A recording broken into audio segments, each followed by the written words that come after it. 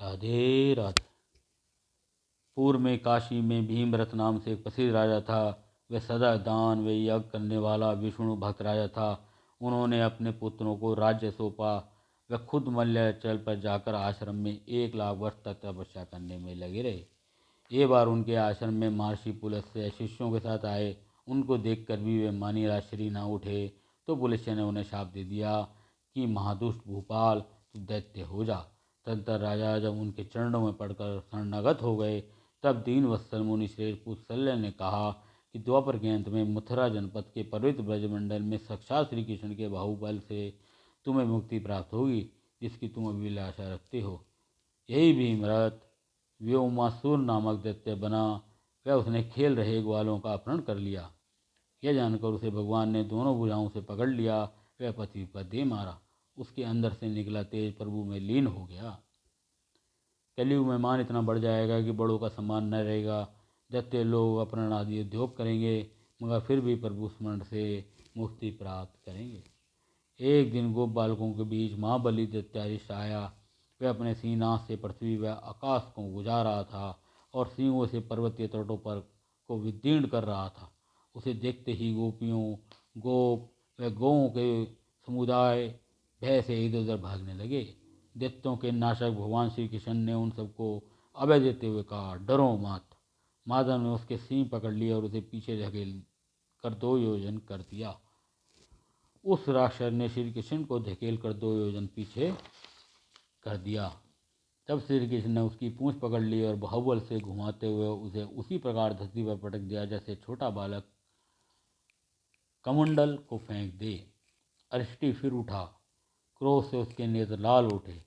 उस महादैत्य ने क्रोध से नेत्र लाल करके सींगों से लाल पत्थर उखाड़कर मेघ की भांति गर्जना करते हुए श्री कृष्ण के ऊपर फेंका। श्री कृष्ण ने उस प्रस्तर को पकड़कर उल्टे उसी पर दे मारा। उस शिलाखंड के प्रहार से वह मन ही मन कुछ व्याकुल हो उठा। उसने अपने सींगों के अग्रभाग को पृथ्वी पर पीटना आरंभ किया। इससे पृथ्वी के भीतर से पानी निकल आया। तब श्री कृष्ण ने उसके सींग पकड़कर बार बार घुमाते हुए पृथ्वी पर उसी प्रकार दे मारा जैसे हवा कमल को उठाकर फेंक देती है।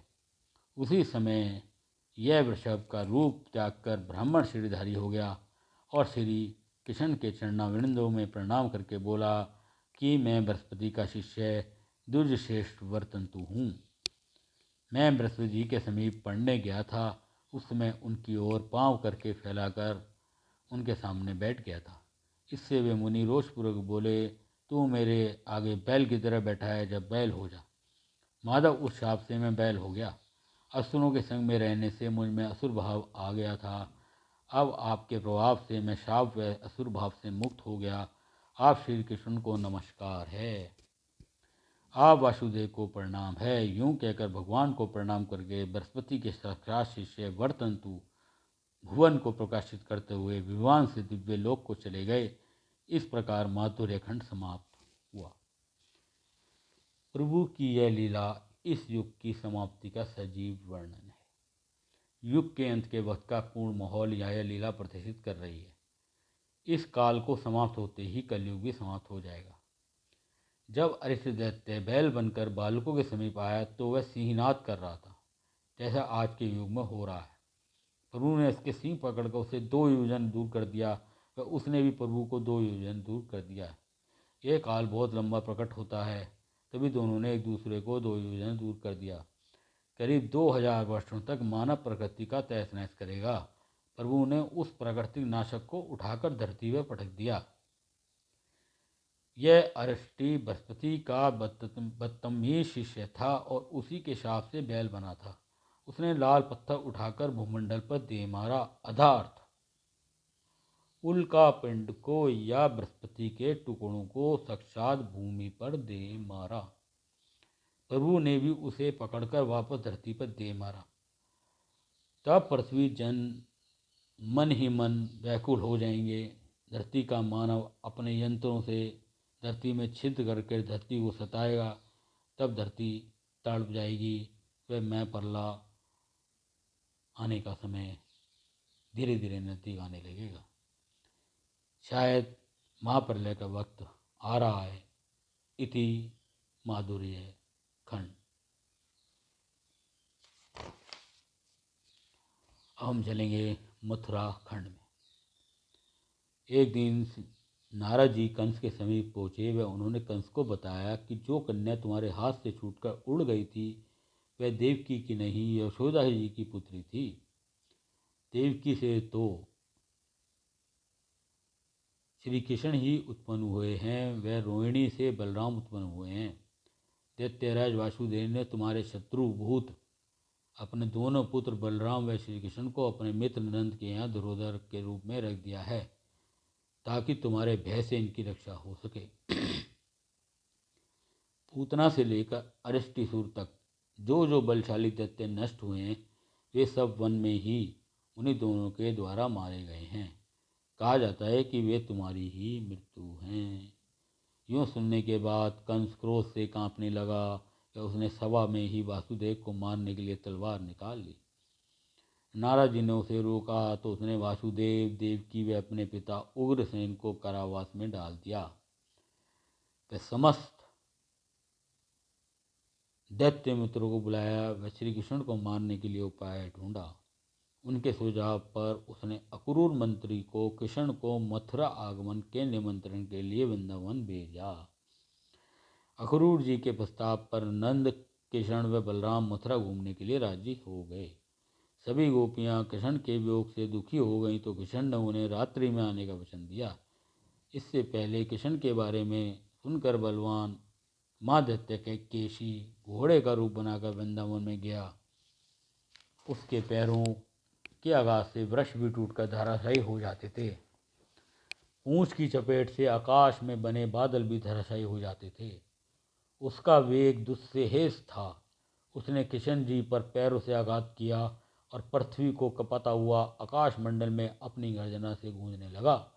जैसे हवा कमल को उखाड़ फेंकती है, उसी प्रकार श्री कृष्ण ने दैत्य के दोनों पैरों को उखाड़ कर 1 योजन दूर फेंक दिया। उसने फिर प्रहार किया तो कृष्ण ने उसे आकाश में 100 योजन दूर फेंक दिया। आकाश से नीचे गिरने पर उसने मन ही मन व्याकुलता का अनुभव किया, किंतु पुनः उठकर मेघ के समान गर्जना करने लगा।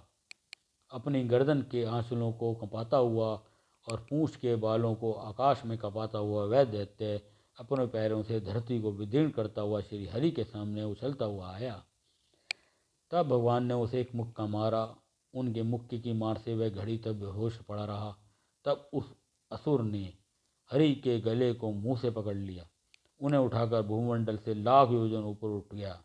वहाँ आकाश में उन दोनों के बीच दोपहर तक घोर युद्ध हुआ। उसने अपने पैरों से व पूंछ व तीखे खुरों से प्रभु पर कई वार किए। तब हरि ने उसे दोनों हाथों से पकड़कर इधर उधर घुमाना शुरू किया। अब प्रभु ने आकाश से उसे धरती पर पटक दिया। वह उसके मुंह में अपनी बाँह डालकर उसके उदर तक हाथ घुसा दिया। उससे उसकी प्राणवायु रुक गई, वह फट गया। वह चारों तरफ मल आदि बिखर गया। वह उसने अपने प्राण त्याग दिए। शरीर से पृथक होते ही इस दैत्य ने दिव्य रूप धारण कर लिया। वह हाथ जोड़कर श्री कृष्ण से बोला, मैं इंद्र का अनुचर हूँ, मेरा नाम कुमुद है। मैं बड़ा तेजस्वी रूपवान में वीर था। देवराज इंद्र पर छत्र लगाया करता था। पूर्व काल में वृत्तासुर का वध हो जाने के कारण ब्रह्म हत्या की शांति के लिए स्वर्गलोक के स्वामी ने अश्वमेघ नामक उत्तम यज्ञ का अनुष्ठान किया। अश्वमेघ का घोड़ा श्वेत रंग का था, उसके कान श्याम रंग के थे। वह मन के समान तीव्र वेग से चलने वाला था। मेरे मन में उस पर चढ़ने की इच्छा हुई और मैं उस घोड़े को चुराकर सूतोल लोक में चला गया।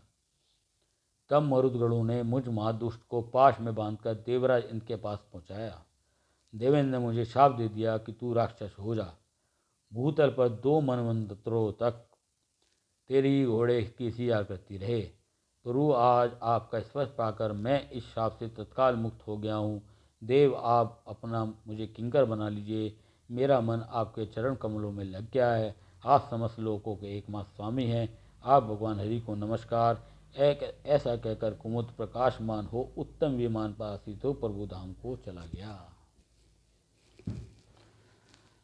यह लीला फिर कलयुग के अंत को स्पष्ट समझा रही है। जब मानव रूपी राक्षस पृथ्वी का अत्यधिक शोषण करेंगे तो पृथ्वी फट जाएगी। आकाश से उल्कापिंड धरती पर टकराने आएंगे। वह धरती से भी मिसाइल इन उल्कापिंडों से टकराने जाएंगी ताकि धरती बची रहे।